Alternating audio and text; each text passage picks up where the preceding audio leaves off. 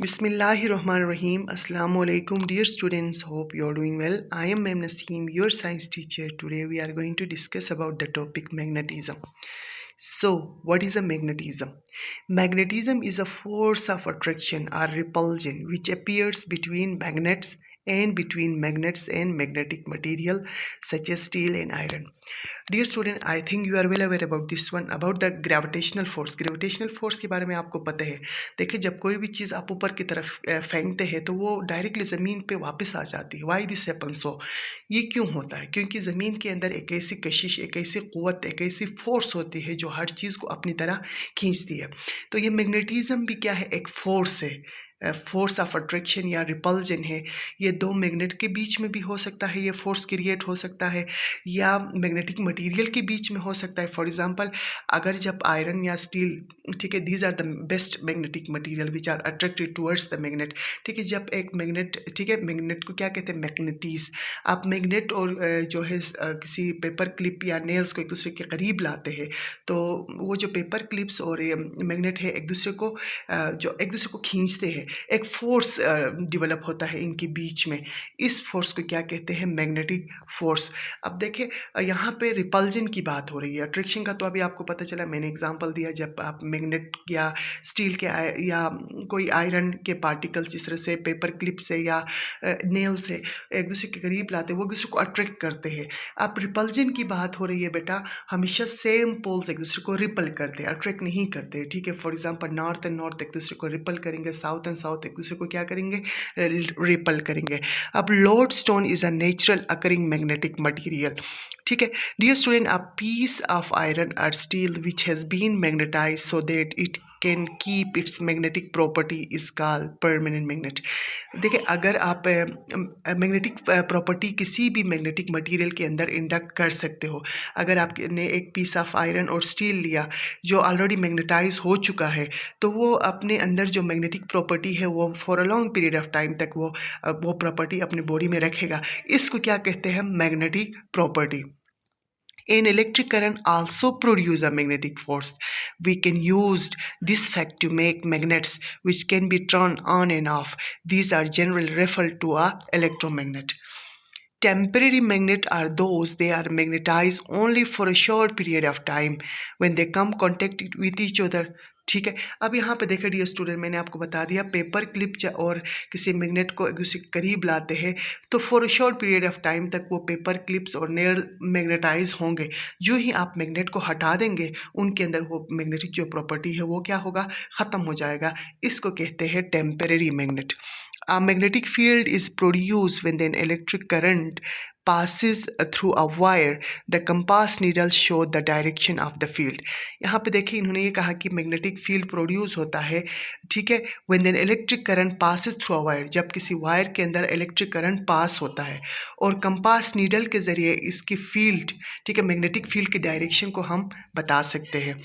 Magnetic force act over a relatively small distance, usually just a few centimeter, but we can use them to great effect. Now dear student, आप देखें, for example आपने magnet और steel या iron के piece, कोई nails या paper clip लिया है, इनके बीच में अगर आपने डिस्टेंस ज़्यादा रखा है तो वो मैग्नेटिक फील्ड क्रिएट नहीं होगा। ठीक है, तो डिस्टेंस भी बहुत ज़्यादा इसके लिए मेयर करता है। ठीक है, आप अगर कम डिस्टेंस पे रखोगे तो वहाँ पे मैग्नेटिक फील्ड क्या होगा? क्रिएट होगा। All of the devices show on the photograph below uses magnetic force. यहाँ पे देखिए, fridge door uses a permanent magnet to close the door. Motor of the electric drill uses an electromagnet and the headphone use both. अब यहाँ पे dear student, ये previous paper में भी आ चुका है। यहाँ पे कुछ इंस्ट्रूमेंट आपको बताए, जिस तरह हेडफोन ड्रॉ करके बता दिया, या हेडफोन का नाम लिख के दिया, इलेक्ट्रिक ड्रिल नाम लिख के दिया, और वो ये कहते हैं कि what type of magnet is used in these materials, in these devices. तो आपको पता चलना चाहिए हेडफोन के अंदर कौन सा मैग्नेट यूज़ होता है, इलेक्ट्रिक ड्रिल के मशीन के अंदर कौन सा यूज़ होता है। तो ये इस तरह से क्वेश्चन प्रीवियस पेपर में आया है। मे बी एक्सपेक्टेड आप इस कमिंग अप एग्जामिनेशन में आएगा। Attraction and repulsion. Dear student, already मैंने आपको बता दिया, अट्रैक्शन मीन्स हमेशा अपोजिट पोल, जिस तरह नॉर्थ एंड साउथ पोल एक दूसरे को अट्रैक्ट करेंगे, साउथ एंड साउथ एक दूसरे को क्या करेंगे, रिपल करेंगे। If a bar magnet is dipped into iron filing, bar magnet, I think you are well aware about this one, there are different type of magnet, on the base of their shape they are categorize in various way. जिस तरह बार magnet का यहाँ पे जिक्र किया है, अगर आप इसको आयरन फीलिंग के अंदर डिप करेंगे तो वो फीलिंग उसके एंड में जाके क्या होगा, स्टिक हो जाएगा, चिपक जाएंगे, ठीक है, बार मैग्नेट के एंड में, क्योंकि एंड में जो मैग्नेटिक फील्ड होता है वो सबसे क्या होता है, स्ट्रांग होता है। The magnetic force seems to come from 2 points, these are called the poles of magnet, ठीक है। The earth's magnetic field affect magnet if a bar magnet is hung from a thread, अगर किसी धागे से उसको बांध के बार मैग्नेट को हंग किया जाए तब क्या होगा, it eventually settle to the point रफली नॉर्थ टू साउथ। वो रफली देखें, अर्थ के अंदर भी पोल्स होते हैं, आपको पता है, नॉर्थ साउथ पोल यहाँ पे होते हैं। जब बार मैग्नेट को किसी थ्रेड के अंदर हंग किया जाएगा तो वो रफली क्या होंगे, जो पोल, जो बार मैग्नेट का नॉर्थ पोल नॉर्थ की तरह मूव करेगा तो वहाँ पे नॉर्थ सीकिंग पोल करेगा, अगर वो साउथ पोल साउथ की तरह सेटल्ड होगा तो वो साउथ सीकिंग पोल होगा। It eventually settle to the point रफली north to south, the end of magnet which point to the north is called north seeking pole और N, the other end is south seeking pole और S. Now dear student, if two magnets are brought together, like poles repel करेंगे और unlike poles एक दूसरे को क्या करेंगे, attract करेंगे। The closer the magnet are, the greater the magnetic force between them। अभी डिस्टेंस का हमने प्रीवियस उसमें पढ़ा, पेज में पढ़ा कि डिस्टेंस भी बड़ा मैटर करता है। अगर मैग्नेट और मैग्नेटिक मटेरियल को ग्रेटर डिस्टेंस पे रखेंगे तो वहाँ पे मैग्नेटिक फोर्स जनरेट नहीं होगा, तो कम डिस्टेंस पे ये फोर्स एग्जर्ट होता है। Magnetic field, dear students, a magnet has a space region all around it where magnetic material field a force, we say that this is a magnetic field। जब magnet और magnetic material को एक दूसरे के करीब लाते हैं तो इसके इर्द गिर्द एक फील्ड जनरेट होता है, उस फील्ड को हम क्या कहते हैं, मैग्नेटिक फील्ड। और उस मैग्नेटिक फील्ड को डिटेक्ट करने के लिए एक इंस्ट्रूमेंट का यूज़ किया जाता है, उसको क्या कहते हैं, कंपास कहा जाता है। यहाँ इस डायग्राम में आपको दिखाया गया है बेटा, the diagram show the field pattern for a bar magnet का बताया गया है। In order to show the shape clearly only a few lines are drawn, the spacing between the line show that the strength of the field, ठीक है, where the line are close together, for example near the poles the field is strong. The arrow on the field diagram show the direction of the force, notice they always run from north to south pole।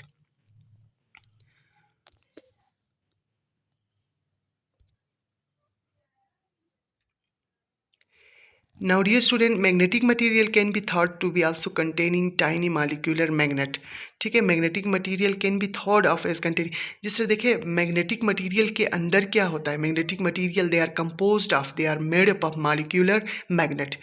Inside a material like iron, a molecular magnet can line up in a group called domains, ठीक है, किसी magnetic material, यहाँ पे देखिए first जो shape दिखाया गया है, जो इरेगुलर एक पैटर्न एरोज का आपको नज़र आ रहा है, ये कोई मैग्नेटिक मटेरियल है और इसके अंदर क्या है, ये मॉलिक्यूलर मैग्नेट है।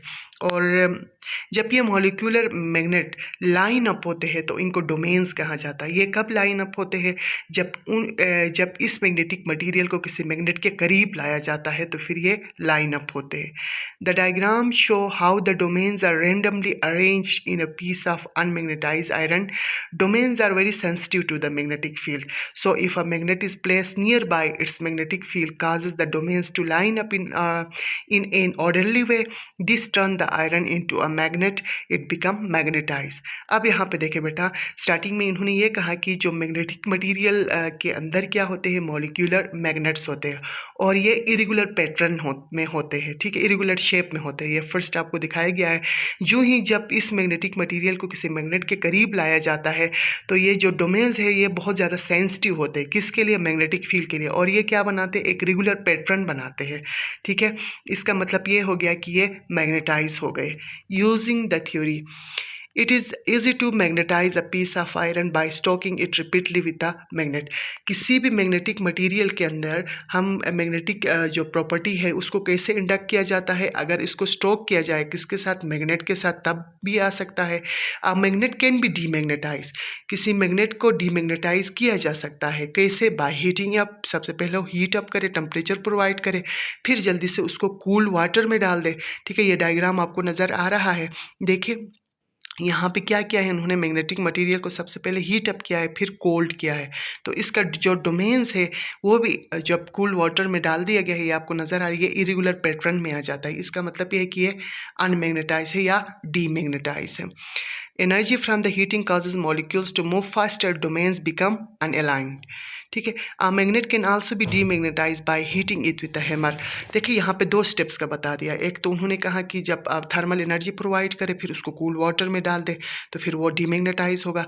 दूसरा इन्होंने ये बताया कि अगर हैमर से हिट किया जाए, ठीक है, हीटिंग किया जाए, उसको मार दिया जाए, ठीक है, उसको मारा जाए, उसको बीट किया जाए, तब भी वो अपने मैग्नेटिक प्रॉपर्टी को क्या करता है, लूज करता है, रिड्यूस करता है।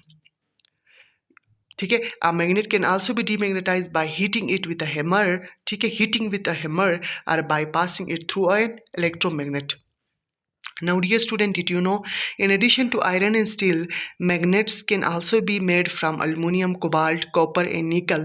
Materials such as glass, plastic, and wood are not magnetic. ठीक है, these are insulator. Now, magnetic induction. ठीक है, when the piece of iron or steel is placed near a magnet, the magnetic जो domains है line up and it become magnetized. This is called induced magnetism।